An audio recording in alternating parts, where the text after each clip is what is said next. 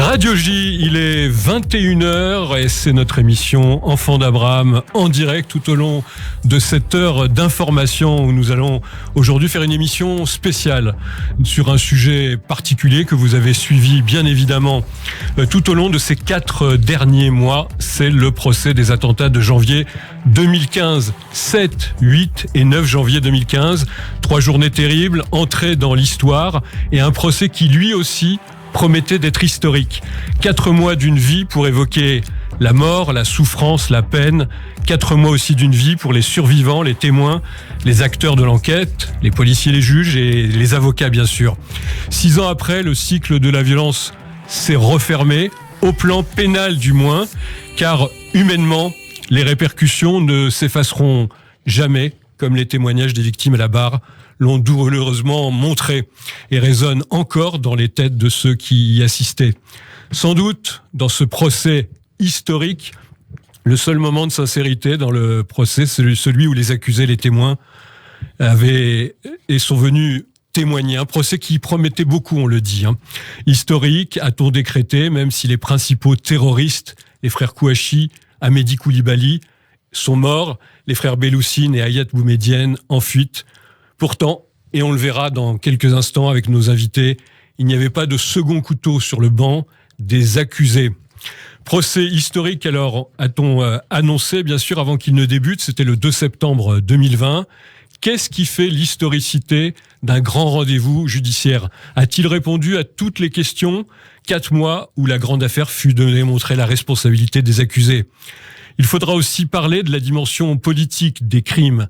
Derrière l'image pittoresque de ces petits truands, c'est quand même caché une violence inouïe qui a pour but de terroriser la société française. Le procès d'une terreur politique, peut-être l'islamisme, en tous les cas, comme le disait Julie Holweck, qui était l'avocate générale de ce procès. Votre décision, le verdict, sera scruté, soupesé, regardé à la loupe et servira d'étalon, avait déclaré donc l'avocate générale. C'est donc une émission spéciale ce soir sur Radio J en direct et vous pouvez d'ores et déjà d'ailleurs vous manifester votre opinion sur le verdict du procès. A-t-il été juste ? A-t-il rendu la justice ? Vous êtes déjà nombreux à avoir voté, à donner votre opinion. On va y revenir dans quelques instants. Alors pour faire le point sur ce procès extrêmement important, 3 enfants d'Abraham, c'est le titre de notre émission, 3 femmes, 3 avocates des parties civiles qui ont été parmi d'ailleurs les plus actives, les plus combatives aussi durant ces audiences et que vous avez pu entendre parmi d'autres dans nos reportages sur Radio J qui a fait de ce procès une des grandes priorités de l'information de ces derniers mois. Bonsoir Samia Maktouf. Bonsoir. Merci d'être avec nous. Vous êtes avocate et je peux dire franco-tunisienne. Oui. Vous en êtes fière, la France et de la Tunisie. Vous étiez déjà dans le procès Abdelkader Mera en 2017 et vous avez écrit un livre qui avait fait date « Je défendrai la vie autant que vous prêchez la mort ». Merci d'être avec nous. Bonsoir Laurence Seichmann. Bonsoir. Merci d'être avec nous. Vous avez été dans ce procès avocate de la famille de Yoav Attab et de Michel Saada. Tout à fait. Qui ont été assassinés par Koulibaly. Et on y reviendra dans quelques instants. Bonsoir Muriel Melki. Bonsoir Michel. Une voix connue déjà de nos auditeurs, puisque vous avez tenu d'ailleurs la chronique avec votre organisation, le JE, de défense contre l'antisémitisme et l'antisionisme durant ce procès. Vous avez d'ailleurs le point commun d'avoir été toutes les 3 avocates aussi dans le procès d'Abdelkader Mera. On verra s'il y a des similitudes. Le cycle de la violence qui s'était ouvert il y a 6 ans dans les locaux de Charlie s'est refermé. Donc on le disait au moins sur le plan pénal, car humainement, je crois qu'on peut le dire, les répercussions ne s'effaceront jamais. J'ai envie avec vous, peut-être d'emblée, pour revenir sur l'histoire de ces journées noires et après du procès, qu'est-ce qui vous a marqué, les moments, on pourrait dire, un moment fort, des témoignages d'abord, parce que ça fut dans l'ordre de la justice, des témoignages, Samia Maktouf, qui sont venus à la barre rappeler cette histoire terrible. Alors, en tant que fille d'Ibrahim, je voudrais commencer par si vous permettez, répondre à une observation que vous venez de faire en disant que le cycle de la violence a commencé avec ces journées terribles que la France a connus. Et pardonnez-moi, j'ai envie de dire que ces cycles ont commencé bien avant. Ils ont commencé depuis l'affaire Mera à Toulouse et à Montauban. Et malheureusement, nous avons été, je ne sais pas, peut-être naïfs.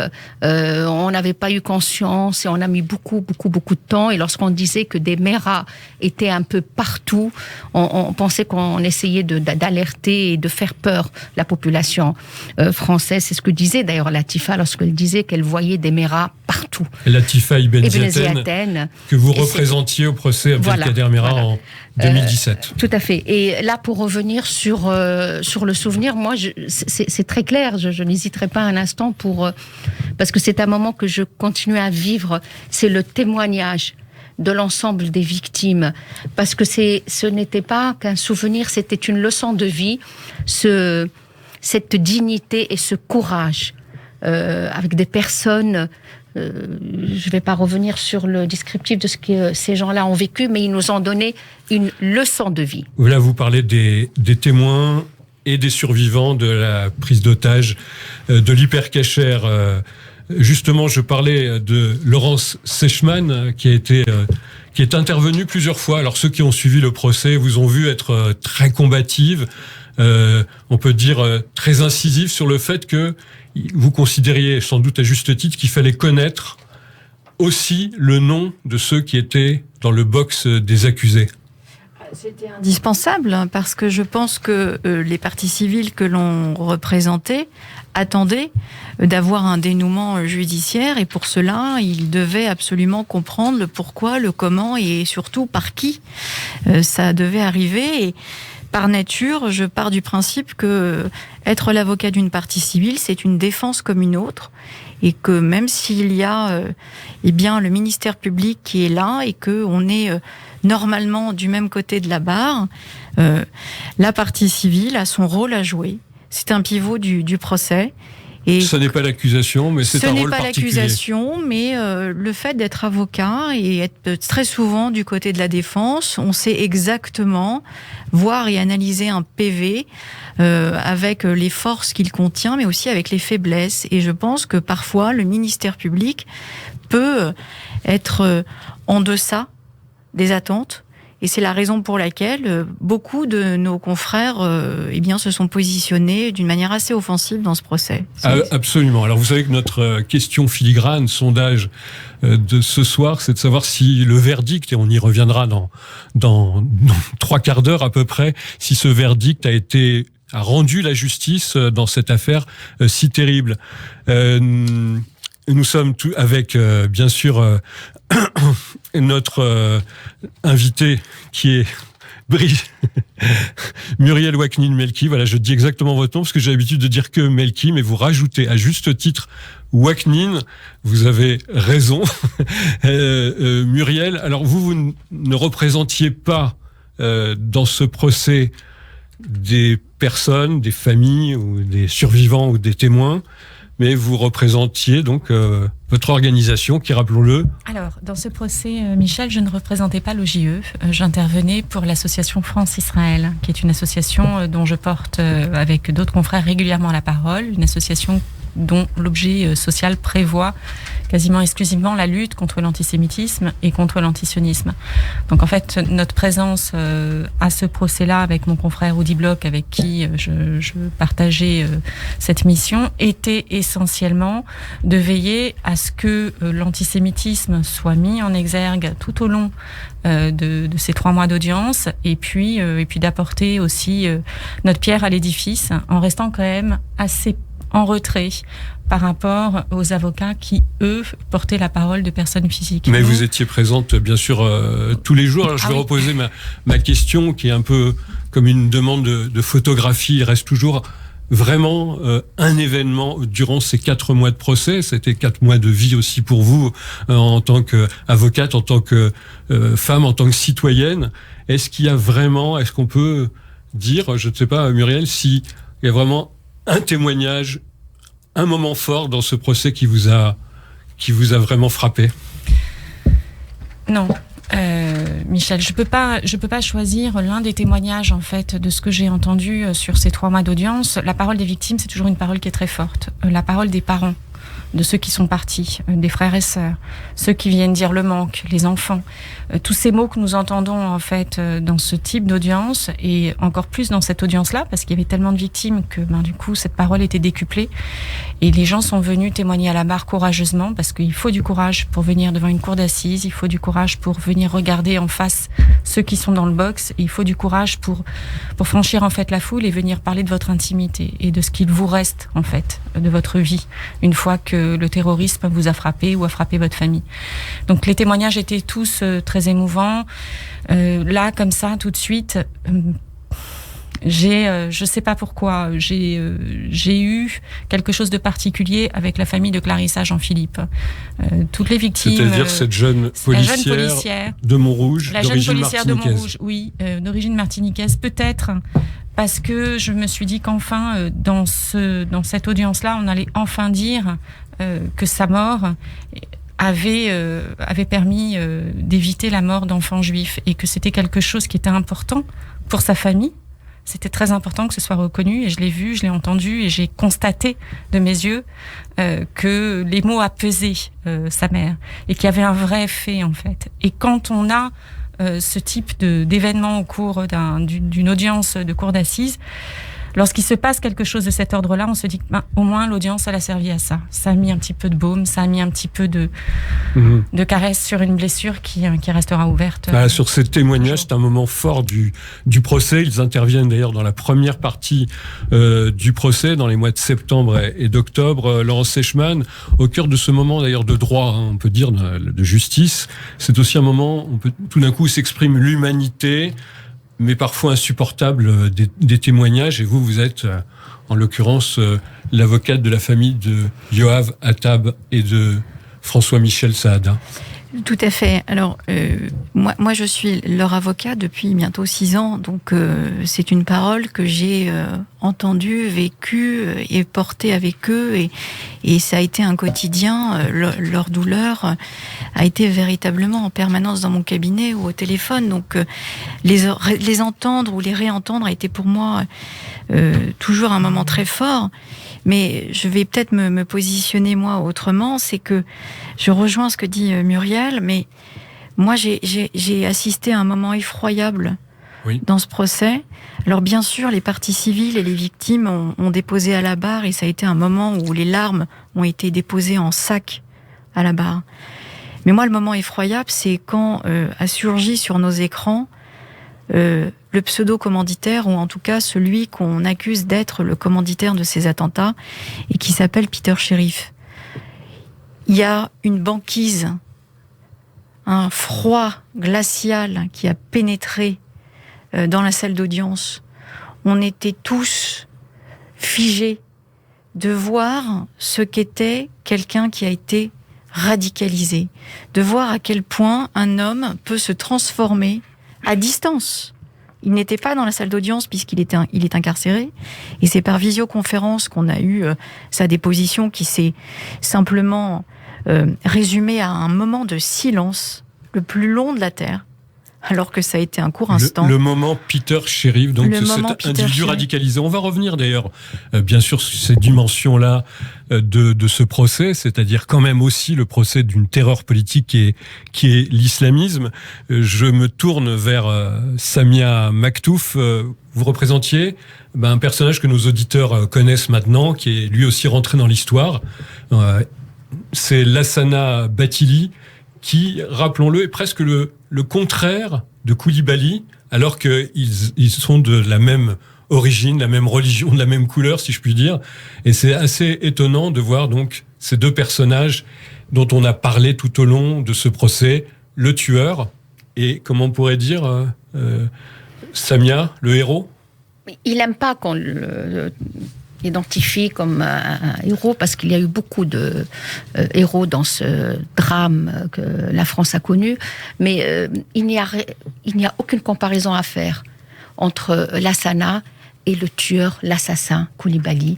Et je me souviens très bien, au moment de la déposition faite par Lassana Bathily à la barre, il avait bien expliqué qu'il n'avait rien à voir avec lui, et dans dans ma plaidoirie, je n'ai fait que reprendre les propos de Lassana Bathily qui s'identifiait plus comme étant le frère, l'ami, l'éternel compagnon de Cohen. De Johan Cohen. Johan Cohen, et qu'il appelait Baba.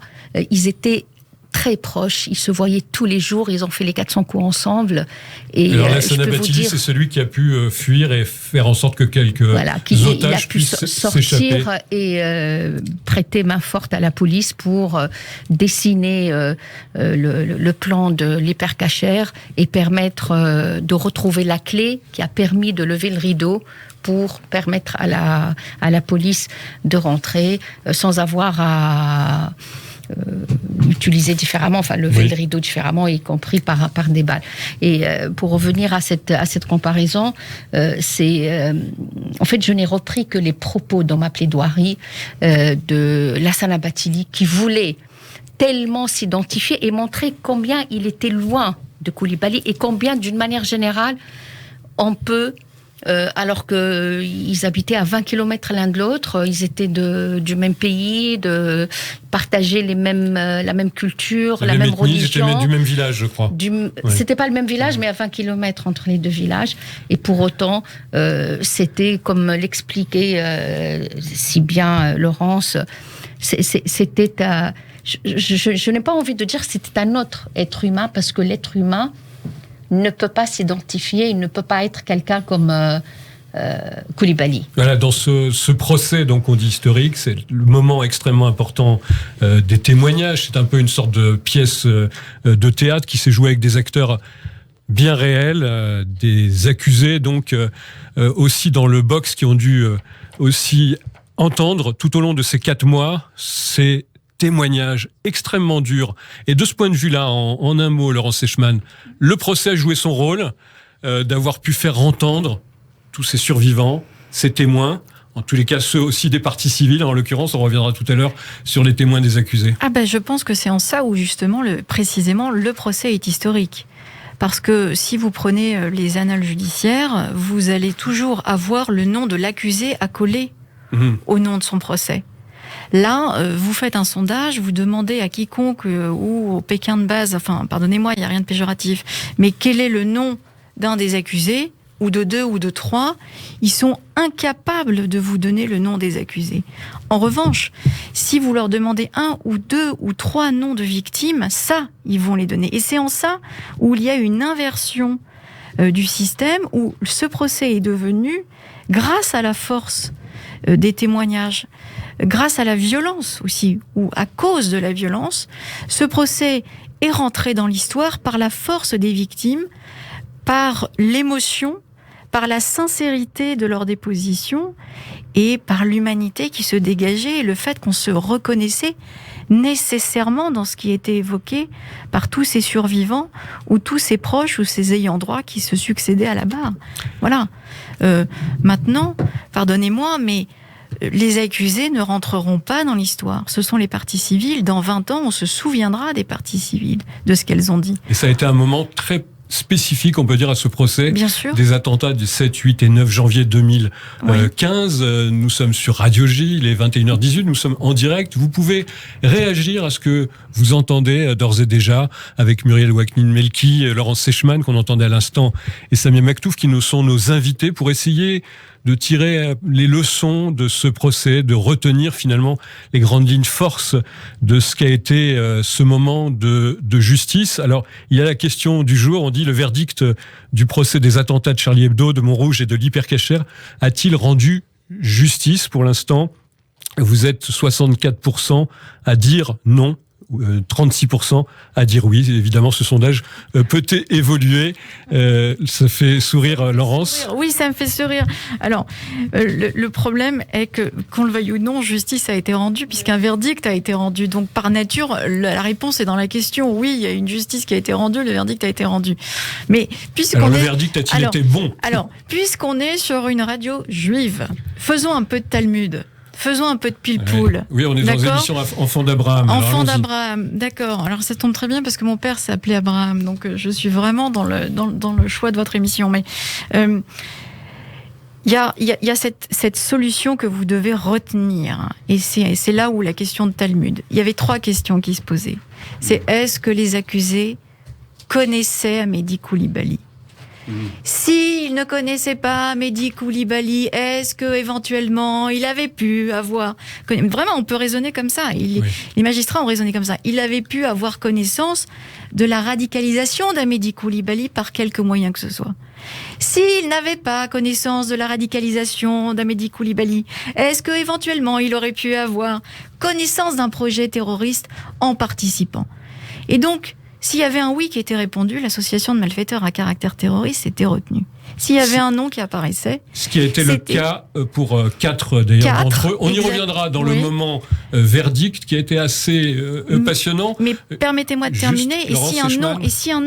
Et si un non apparaissait, c'était l'association de malfaiteurs qui était retenue sans caractère terroriste. Mais pour autant, et je ne comprends pas pourquoi vos auditeurs vous répondent non, parce qu'ils sont tous coupables. Et on y reviendra, bien sûr, ce tous coupables qui a été une des marques importantes de l'histoire de ce procès durant ces 4 derniers mois. Nous sommes toujours sur Radio J, en direct. Ce sont les enfants d'Abraham. On va se retrouver dans quelques instants pour rappeler justement, selon la tradition juive, les noms des victimes.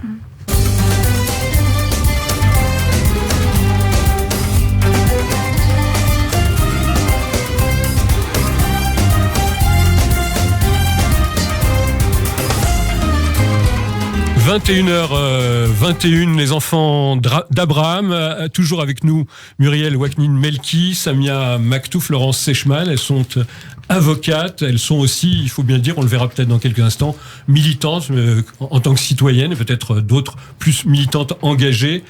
Il y a, puisqu'on parlait juste avant cette petite pause avec notre émission, il y a dans la tradition juive, il est bon ton de rappeler plutôt le nom des victimes. Alors on pourrait le faire donc ce soir. Frédéric Boisseau, Franck Brinsolaro, Cabu, Elsa Kayat, Charb, Honoré, Bernard Maris, Ahmed Merabet, Mustapha Ourad, Michel Renaud, Georges Wolinski, à Montrouge, Clarissa Jean-Philippe, et Ali Percacher, Philippe Braham, Johan Cohen, Yoav Hattab et François-Michel Saada. Muriel, on a dit que c'était souvent le procès Charlie, on était Charlie. Est-ce qu'on aurait dû être aussi un peu plus, si j'ose dire, hyper cachère ? À l'issue de cette audience, non. Non, c'est pas mon sentiment. J'ai eu l'impression, en tout cas, j'ai même la conviction qu'on a pu chacun débattre des points qui nous intéressaient et faire valoir les positions sur lesquelles on combat.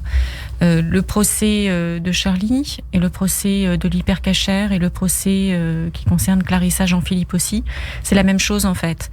Et lorsque l'on dit, lorsqu'on répète à l'envi depuis plusieurs années maintenant que lorsque l'on touche à un juif, on touche à la France, que si les juifs s'en allaient de France, la France sans les juifs ne serait plus la France. Toutes ces expressions-là finalement qui se sont un peu vidées de leur sens, c'est pas exactement ça en fait. Mon sentiment, ma conviction aujourd'hui, c'est de dire que le combat contre l'antisémitisme, c'est un combat universel. Que lorsqu'on combat l'antisémitisme, lorsqu'on lutte contre l'antisémitisme, on fait une lutte citoyenne. Et que l'antisémitisme qu'on retrouve chez certains et qui pousse à des passages à l'acte criminel, si dans un premier temps ça n'a concerné que les juifs, on voit bien dans l'affaire, dans les attentats de janvier 2015, que ça a concerné aussi l'ensemble de la communauté nationale, que ça a concerné les journalistes, que ça a concerné la policière, que finalement ça touche tout le monde et que cette haine du juif qu'on a laissé, et je dis bien qu'on a laissé se développer sur le sol national et même ailleurs, puisque aujourd'hui le monde entier est confronté à cette problématique, le fait d'avoir laissé ce fléau-là grandir et répandre la haine, cette haine ne s'est pas arrêtée au seul peuple juif.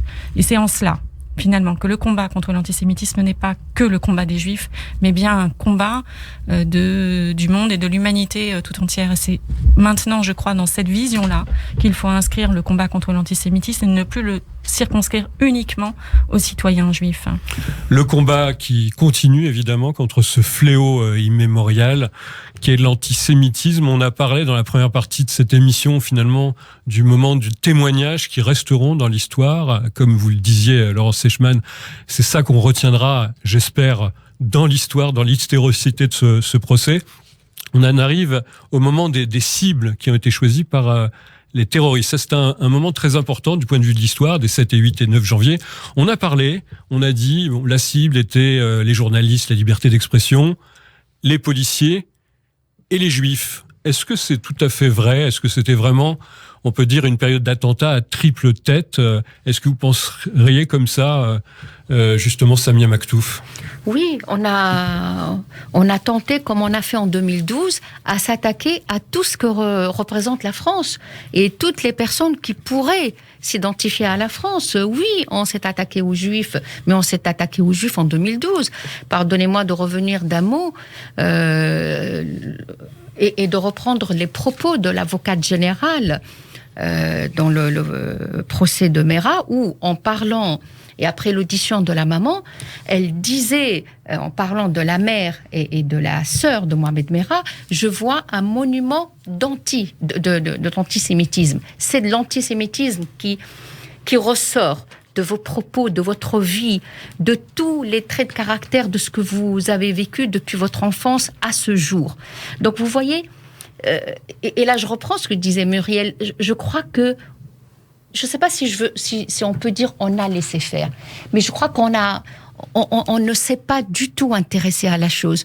Moi, j'ai été choquée des propos lorsque la maman de Mohamed Merah disait oui, mais bon, c'est des expressions, on disait ça, on dit oui, mais chez vous, vous disiez, en parlant du juif, vous utilisez tel et tel propos. C'est ce qui a été dit un peu dans le procès, hein. On y reviendra dans quelques instants. Ça a été dit dans ce procès-là. Dans ce procès, mais ça a déjà été dit dans le procès Merah. Moi, ça m'avait choquée. Ça m'avait choqué, mais je crois qu'on n'était pas nombreux. L'antisémitisme des familles. Ça a été minimisé. Ça a été minimisé, l'antisémitisme. C'est même pire. Alors, et pardonnez-moi de vous voler la parole, mais ça a été même pire, parce que moi, à un moment, j'ai failli quitter la salle d'audience, parce que on a entendu dans le box ou dans les procès-verbaux que finalement, c'était peut-être le Mossad qui était à l'origine de cet attentat dans l'hypercachère, ou même de Charlie Hebdo. Et même pire, il y a un des confrères qui était en défense pour un des accusés belges, donc un confrère belge dont je tairai le nom, qui est venu reprendre les propos de son client dans le cadre de sa plaidoirie en disant « Alors, hypercachère, c'est des juifs, Israël, le Mossad ». Donc il a lui-même laissé encore planer cette horreur dans le cadre de sa plaidoirie. Et là, je me suis dit, mais alors là, on est perdu, parce que si effectivement des accusés qui n'ont peut-être pas la science, la connaissance, l'éducation, la possibilité d'ouvrir un livre, qui entendent ce qu'on leur met dans la tête en pensant que c'est valeur absolue et que c'est vérité concrète, et que quelqu'un de lettré qui vient pour la défense de son client porter le même message absolument odieux, j'ai été scandalisée. Alors on reviendra sur ces petits et grands scandales qu'il y a eu au long de ces audiences, pas seulement d'ailleurs en défense, hein, on pourra y revenir tout à l'heure notamment avec Muriel Waknin-Melki. Je parle de ce moment des cibles, donc Charlie Hebdo, bien sûr. Rappelons-nous, il y avait 1 million de personnes dans les rues de Paris il y a 6 ans. La police a été une cible. Rappelons la mémoire de Ahmed Merabet, ce policier qui a été achevé à la fin de l'attentat sur le boulevard Richard-Lenoir. Et je peux dire que j'étais hélas témoin, puisqu'à l'époque, les studios de Radio J étaient installés juste devant le boulevard Richard-Lenoir. Il y a eu Clarissa Jean-Philippe, vous en parliez, Muriel, il y a quelques instants. Est-ce qu'on peut dire que Clarissa Jean-Philippe a vraiment, d'une certaine manière, vraiment, ou très directement, évité le massacre de l'école juive de Montrouge, du Yagel Yaakov? Finalement, oui, on peut le dire. Aujourd'hui, on peut le dire. On peut le dire de manière certaine, puisque c'est ça aussi l'intérêt d'une session d'assises, c'est que ça apporte des éléments nouveaux, ça apporte un éclairage, même si on s'en doutait un petit peu pendant l'instruction, même si effectivement dans l'ordonnance de renvoi devant la cour d'assises c'était déjà évoqué. Là, les éléments d'audience ont permis d'affirmer que oui, la première cible ce matin-là, c'était le GAN Yaakov à côté, non loin. C'était le 8 janvier 2015. 2015, il était environ à 8h du matin. Il était 8h du matin, et en fait, dans les éléments d'audience qui vont dans ce sens-là, on voit de manière très claire que lorsque Koulibaly se présente sur Montrouge, il passe une première fois en fait à proximité de l'école, et vraisemblablement il aperçoit un garde. Et puis il est un peu trop tôt, il n'y a pas grand monde, il n'y a personne en fait, parce que l'école démarre à 8h et qu'il est aux abords de 7h40, je crois, de mémoire. Il fait donc chemin en retour, il repart en arrière. Et puis là, l'accident de circulation, là, Clarissa Jean-Philippe, et son plan bascule, en fait. Et il va tirer sur Clarissa Jean-Philippe. Et finalement, la première cible que l'on sait aujourd'hui être la cible initiale, parce qu'il y avait également une moto qui était garée à proximité, une moto qui était garée dans une certaine direction,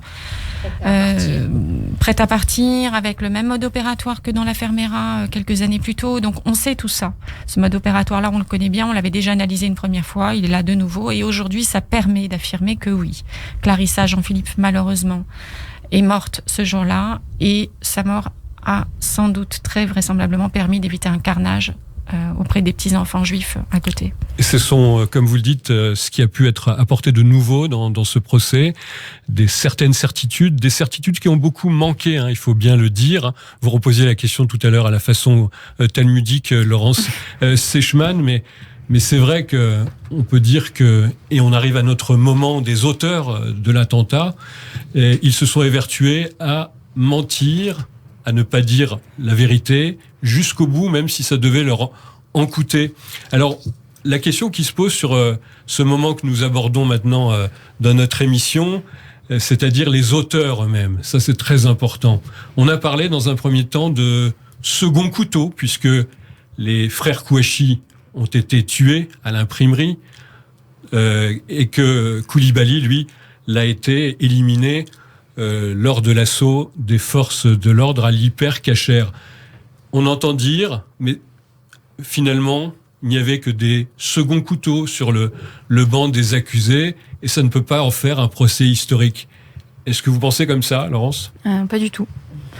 Pour moi, je n'ai jamais compris pourquoi la presse, entre guillemets, avait cette approche et cette punchline des seconds couteaux pour cet anglicisme, parce que il y a celui qui tient l'arme, il y a celui qui lui remet l'arme, il y a celui qui lui donne l'idée de prendre une arme, et il y a celui qui va lui donner l'adresse où il peut trouver une arme. Et on avait tout ça dans ce procès. Et chacun a été jugé en fonction des responsabilités et de leur implication. Voilà, donc non, il n'y avait pas de second couteau, parce que si vous en enlevez un de ceux que j'ai cités, l'attentat ne peut pas se commettre. Donc il n'y a pas de second couteau. C'est un pulse entier qui fait une photographie et on arrive à un attentat. Samia Maktouf ? Oui, je suis tout à fait d'accord. Je me suis toujours refusée d'ailleurs d'utiliser ce terme second couteau, parce que sans ces personnes-là, on n'aurait pas eu il n'y aurait pas eu de Koulibaly ni de frère Kouachi. Sans les personnes qui ont entretenu Abaoud dans le bois, il n'y aurait jamais eu d'Abaoud. Sans ceux qui ont aidé, je parle d'autres attentats pour vous dire que c'est certainement pas des second couteau, mais c'est des fines lames du terrorisme, et le terrorisme a besoin de ces personnes-là pour arriver à accomplir ses targets. D'ailleurs, certains dans la presse française, notamment dans le journal Charlie Hebdo, ont comparé ce procès et la critique qu'on lui faisait. Ce sont des seconds couteaux avec le fameux procès de Maurice Papon à Bordeaux en 1997, où on reprochait finalement à la justice de reprendre un vieillard, en quelque sorte, qui avait été actif durant l'occupation, et pour essayer de faire justice à ces 1600 juifs qui avaient été déportés. Mais là aussi, on peut le dire, dans cette chaîne de coalition des acteurs, il y a...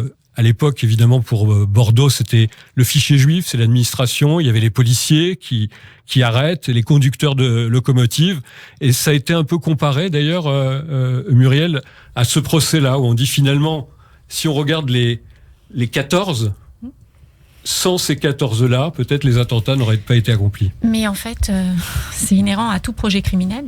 Tout projet criminel, dès lors qu'il y a plus de 2 personnes qui travaillent sur ce projet-là, il y a forcément des responsabilités. Et pour que le projet criminel aboutisse, il faut que chacun joue son rôle. Alors après, la vraie question à se poser, et pour moi, c'est une question très très importante, qu'est-ce qui lie toutes les personnes ? Qu'est-ce qui fait que toutes ces personnes vont se fédérer autour d'un projet criminel ? Qu'est-ce qui fait que toutes ces personnes vont réussir à s'entendre pour finalement choisir une cible qu'elles auront déterminée ou pas ensemble, mais en tout cas pour s'accorder, pour aller dans la même direction, pour s'entraider et pour mener jusqu'à son terme le projet criminel. C'est ce ciment-là qui m'intéresse. Ce ciment-là, dans cette affaire, le ciment dans l'affaire Mera, et le ciment, moi, qui me semblait dingue à l'époque et que j'ai mis des années à comprendre, dans l'affaire d'Ilan Halimi, où on s'est demandé comment autant de jeunes avaient pu se fédérer autour d'un projet aussi terrible qui concernait un gamin de leur âge.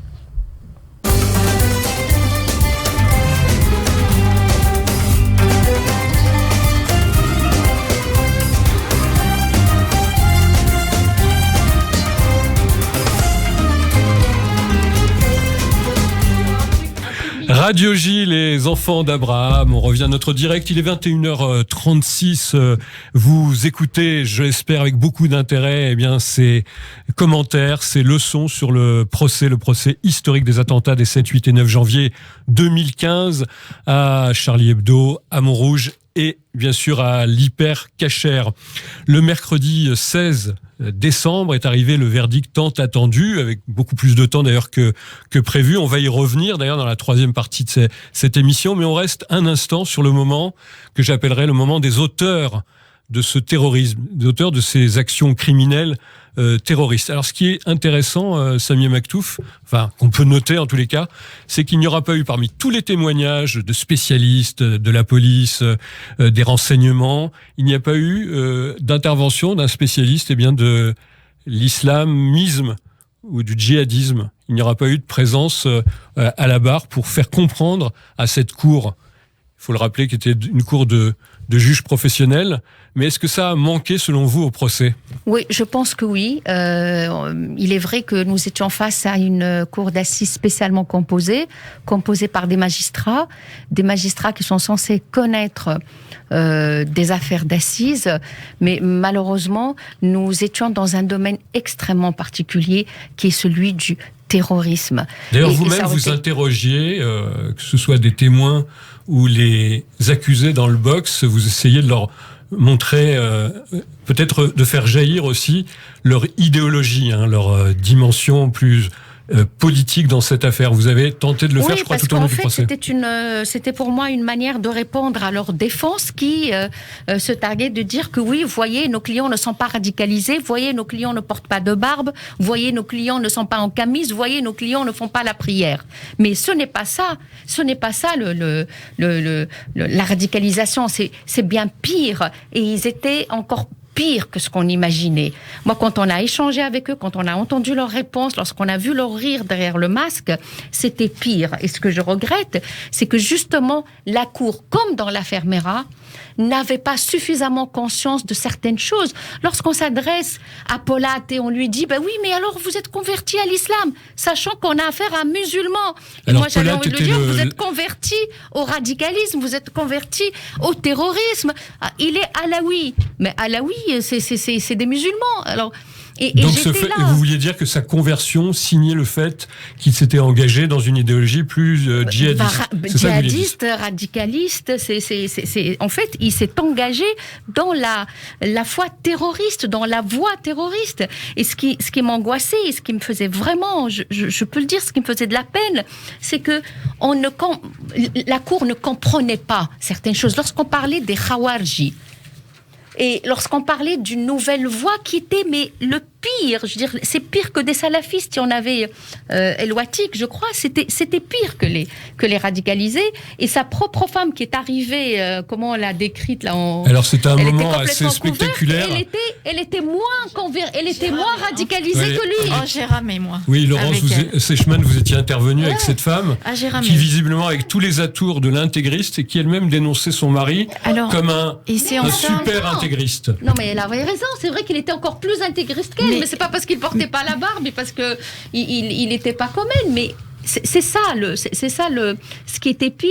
Et moi, j'aurais bien aimé qu'un spécialiste vienne expliquer à la cour ce qu'est la taqiya et ce qu'est les khawarji, ce qu'est cette divergence et ces différentes écoles. C'est une stratégie de discours et d'action qui est de dissimuler, c'est ça, les intérêts Laurence Seichmann. Excusez-moi, là, c'est que si on reste sur ce qui est dit à l'instant par Samia, et très justement, on a le sentiment que justice n'a pas été rendue et qu'ils étaient tous totalement radicalisés dans le box. Je vous promets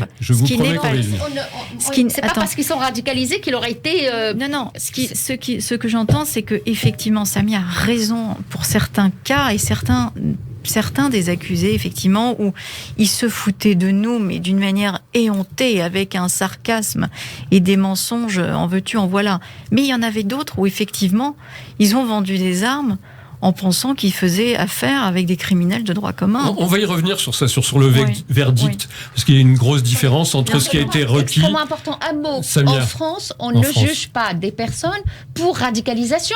C'est pour ça que le jugement qui a été rendu, le verdict était juste, mais c'était pas la radicalisation qu'on jugeait, c'est la culpabilité, et pour ça, ils étaient tous coupables. Donc, je rejoins ce que vient de dire Laurence. On va y revenir dans quelques instants. Oui, une remarque...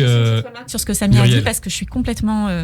ça fait écho pas sur tout, mais sur une certaine chose en tout cas, et je voudrais le préciser.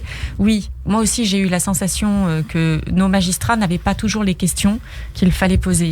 Alors, 2 options, parce qu'il ne faut pas non plus les sous-estimer. Ce sont des magistrats qui travaillent dans la lutte contre le terrorisme, donc j'ose espérer qu'ils sont quand même formés à ces connaissances-là. Donc soit effectivement ils sont passés à côté et c'est dommage, soit c'est un choix délibéré que de n'avoir pas posé ce type de questions. Et là aussi, c'est une leçon à tirer pour les procès qui vont arriver l'an prochain, de faire en sorte, pour nous peut-être avocats des parties civiles, de veiller à faire citer des experts qui viennent expliquer et qui forcent en fait... Ça n'a pas été accepté. Bon, voilà, je ne le savais pas. Qui forcent en fait à amener ce débat dans l'enceinte de la cour d'assises. Oui. Écoutez, pardonnez-moi je ne savais plus qui parlait. Je vais faire comme Laurence, je vais prendre la parole parce que j'ai envie de dire quelque chose et j'espère que je ne choquerai personne. Alors, j'ai l'impression, à tort ou à raison, qu'on avait peur. On avait peur du poids de certains mots. Les magistrats avaient... Bien sûr que je les respecte, bien sûr qu'ils connaissaient tout, j'ai le plus profond respect pour ces magistrats. Mais j'ai l'impression qu'on avait à un moment donné peur de choquer parce que les victimes étaient là. Et je cite juste un exemple, lorsque Pastor El-Ouati, qui démontrait qu'il était quelqu'un de non radicalisé, d'ouvert, parce que sa sœur est mariée avec un juif, mais quand à un moment donné je lui pose la question, et c'était la seule question que je lui ai posée, mais vous vous êtes séparé de votre épouse par la voie de la répudiation. C'est la voie des salafistes. Et il dit, non, j'ai divorcé. Non, vous voyez ? Voilà, ça c'est un exemple important du fait qu'il y a eu quand même beaucoup de failles sur le discours que pouvaient tenir en effet les accusés, qui d'ailleurs donnaient le change. On peut dire que certains d'entre eux étaient extrêmement sympathiques, ils parlaient très bien, d'autres étaient même très intelligents. Je vais vous poser quelques petites questions pour revenir dans l'histoire de ce procès un instant. Il faudra répondre si vous le pouvez vraiment en une phrase. D'abord, il y a eu le moment Farid Beignetou, un repenti, qui est venu à la barre, c'est la filière des buts de Chaumont. Laurence Seichmann, est-ce qu'il a apporté quelque chose ? Rien. Et je ne comprends même pas pourquoi on a autant insisté à ce qu'il vienne et autant lui poser de questions, parce que c'était évident qu'on allait avoir une feuille blanche et qu'il allait repartir en laissant sa feuille blanche. Il a dit que c'était pas bien d'être intégriste et terroriste, etc. Il a dénoncé l'islamisme le plus dur. Mais bien sûr. C'était le loup qui était rentré là. Oui, le loup qui était rentré dans la... Le seul loup. Alors, dans la buanderie, je vais dire, parce qu'il y a eu aussi cette fameuse affaire de la secte de la buanderie, la prison de Villepinte, où se seraient radicalisés des hommes qui étaient dans le box aux côtés de Koulibaly, le tueur justement de l'hyper-cachère. Là aussi, j'ai l'impression, vous allez me dire si vous êtes d'accord, Muriel Ouaknine Melki, que là aussi les accusés ont réussi à tirer leur épingle du jeu, à faire en sorte qu'on imagine que cette secte de la buanderie des islamistes n'était qu'une amicale de prisonniers musulmans qui s'entraidaient. Oui, alors nous, en tout cas, de ce côté de la barre, on n'était pas dupes. On savait exactement ce qui se passait dans cette buanderie, et puis on sait aussi ce qui se passe malheureusement dans les établissements pénitentiaires. On le sait, on a un problème avec ça. Il va falloir le gérer, on essaye de le gérer. Il y a plusieurs pistes qui ont été exploitées depuis maintenant plusieurs années. On essaye de voir celles qui fonctionnent, celles qui ne fonctionnent pas. On n'a pas trouvé encore la solution, je vous dis, et à mon sens, ça va prendre encore un peu de temps. Vous n'avez pas été convaincu quand un Ramdani parle charmeur et qui dit qu'il n'a aucun rapport Ramdani avec l'islam. Ramdani ne charme personne. Ramdani ne charme personne. Qu'il ait une certaine éloquence, qu'il ait une certaine facilité, qu'il ait une certaine aisance devant la cour d'assises, pour moi, ce sont autant de points négatifs qui démontrent qu'il est un habile manipulateur. Voilà ce que j'y vois. Alors peut-être que je suis pas très objective, c'est possible, mais je veux bien qu'on me le dise. Mais non, le charme de Ramdani, non. Et le fait qu'il y a, se pose la question de la radicalisation en prison en France, est-ce que ça a été mis vraiment en avant dans ce procès, selon vous? Vous voulez de démontrer, Muriel, que c'était pas le cas. Moi, j'ai été choquée, parce que on n'avait pas suffisamment parlé des scènes qui se déroulaient dans cette buanderie. Et lorsque Koulibaly apprenait à tue-tête les 2 versets de Coran, lorsque Koulibaly faisait du dhikr et personne, et je suis désolée, j'avais l'impression de jouer au prof, d'expliquer à la cour ce que c'est que le dhikr. Le dhikr, c'est le prêche. Et on utilisait le terme français pour dire rappel. Donc rappel, ça passe cool, bien, lisse. Rappel à la loi, en quelque sorte. Rappel à la loi. Alors rappel, c'est faire un prêche dans cette buanderie.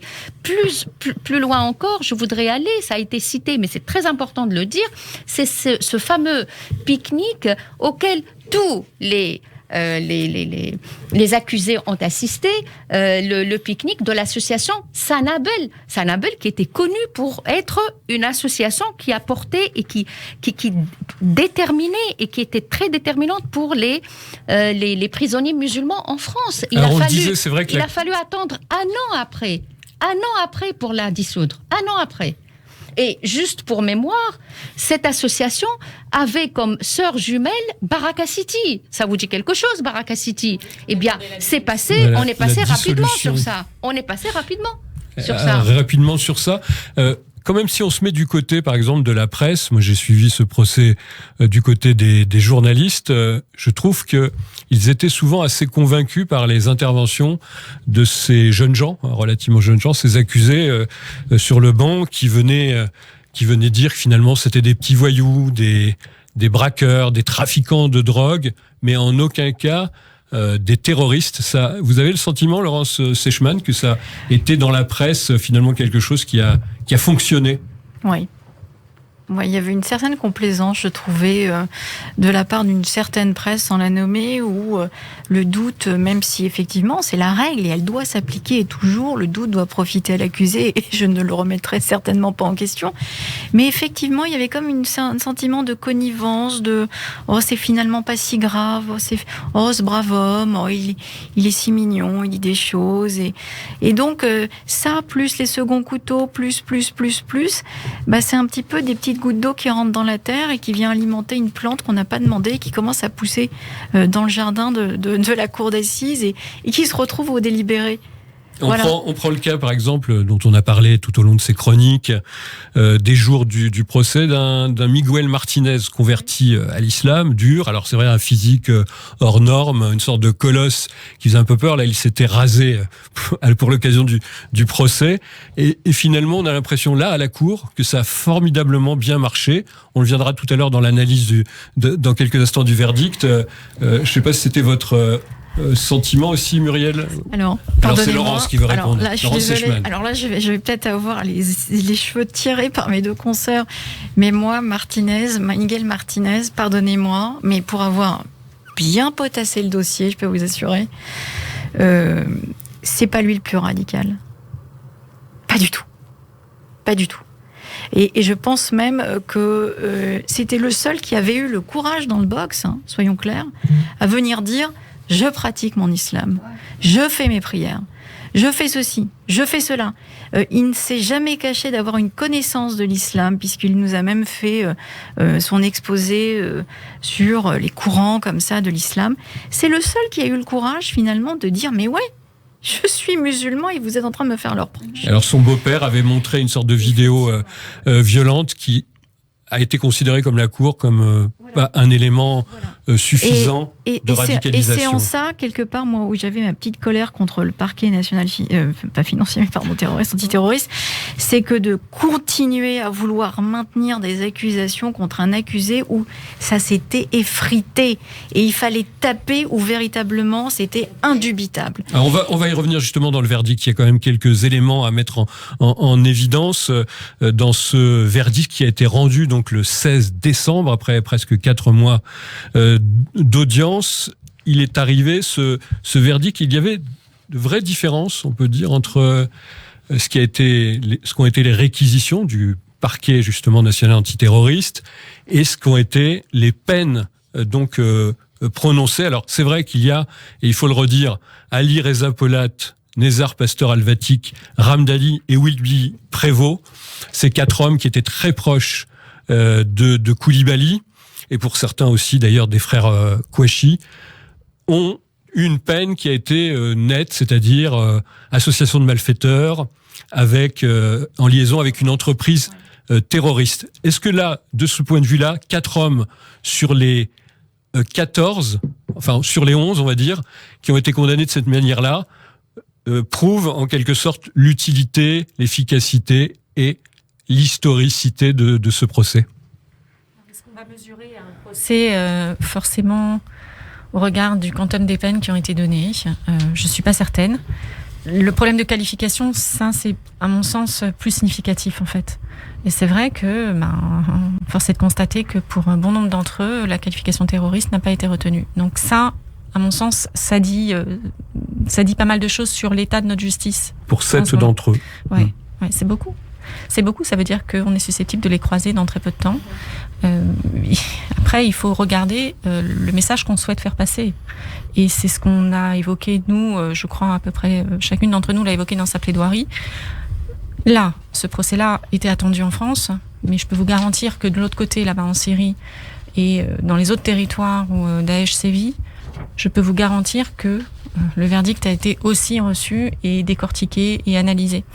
Donc les peines qui sont données ici, elles résonnent là-bas. Il faut savoir ce qu'on a envie de faire résonner. C'est un message clair, selon vous, qui a été donné? Non, c'est pas suffisamment clair.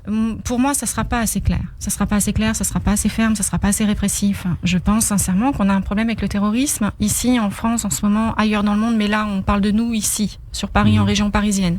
Et je crois que si on veut mettre un cran d'arrêt, il faut avoir une justice qui passe rapidement, sans équivoque, clair, ferme, sévère et oui, exemplaire. Alors, tout le monde ne partage pas ce point de vue, je suis pas certaine que tout le monde le partage autour de la table non plus, mais moi, c'est ma position. On a besoin d'avancer vite, parce que le terrorisme tue, il tue de plus en plus vite et il se répand aussi. Donc c'est quelque chose qui nécessite véritablement à un moment donné de sortir un petit peu de la politique judiciaire de notre pays et d'aller sur quelque chose qui soit peut-être encore un peu plus répressif, oui. Alors, participer donc à une entreprise criminelle relève, on l'a vu dans ce procès, dans le verdict, d'une peine à 2 chiffres. Ça a été le cas pour les 4 personnes que j'ai citées tout à l'heure. 30 ans pour Ali Reza Polat, 20 ans pour Ramdani, 18 ans pour Nezar Pasteur Al-Vatik et 13 ans pour Willy Prévost. Les autres condamnés, eux, ont été considérés comme ignorant, selon le verdict, le caractère terroriste du crime. Ça vous semble, vous, toujours, Laurence Eichmann, juste ? Alors moi, j'ai pesté pour 2 des accusés. Et notamment un qui s'appelle Monsieur Karassoula, qui a été un petit peu, j'ai rien contre la Samaritaine ou le BHV, mais un petit peu la grande surface du terroriste. C'est-à-dire que vous lui passez commande, puisqu'on va retrouver chez lui en perquisition. Il est capable de tout trouver. Tout trouver. Si vous aviez même un char d'assaut en demande, il vous trouvait le char d'assaut. Non, mais c'est quelqu'un qui est absolument terrible. Et malheureusement, et en ça où je rejoins effectivement Muriel, c'est que moi j'aurais aimé que le concernant, l'association terroriste à caractère terroriste soit retenue parce qu'il avait connaissance, il connaissait Amédi Coulibaly, il a vu Ali Riza Polat en présence de Coulibaly. Ils ont eu des discussions ensemble. Ils ont discuté de ce qui se passait en Syrie. Il a pu voir à quel point Coulibaly s'emportait contre les Kurdes qui militaient et qui luttaient contre là-bas l'EI et autres. Donc ils avaient une connaissance. Et je suis effarée d'une justice qui soit aussi clémente le concernant. Ça, c'était mon premier point de dissonance avec le verdict. Et le deuxième, et le deuxième, mais après, c'est pareil, c'est le deuxième fournisseur d'armes, et qui est Monsieur Fares, qui lui vit dans un milieu très clairement criminel. Il est en état de récidive légale permanente et il a un casier long comme le bras. Alors Fares, réquisition, c'était 7 ans, il a pris 8 ans de prison. Ça, c'est un peu différent. Et là, les autres ont pris beaucoup moins que ce qui était requis. Et là, c'est toute la difficulté de ce dossier, c'est que il y a eu une disjonction, c'est-à-dire sur les armes qui ont été retrouvées entre les mains et en possession d'Amédi Coulibaly. Eh bien, le parquet a estimé qu'il fallait saucissonner le dossier. Il fallait traiter ceux qui avaient vendu, cédé ou livré les armes, eh bien, à l'endroit où ça s'était passé, c'est-à-dire à Lille. Et ensuite, le volet terroriste devait être scindé et jugé à Paris. Or, eh bien, les magistrats ont voulu faire des vases communicants, puisque cet accusé a cédé des armes dans la région lilloise. Eh bien, ils l'ont mis dans les échelles de peine de la décision qui avait été rendue à Lille. Or, son implication était bien plus importante. Beaucoup plus importante, vous avez raison de le dire.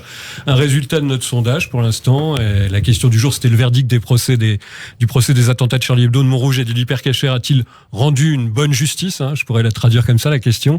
A-t-il été bon, en tous les cas? Vous êtes oui à 40% à le dire et non à 60%. Donc là, ça a évolué. Je vais vous donner la parole pour terminer cette émission, parce que c'est une mission importante. Vous étiez nos enfants d'Abraham, on peut dire, du jour, et sur un sujet fondamental, sur une page d'histoire énorme qui a été écrite encore ces derniers jours en France.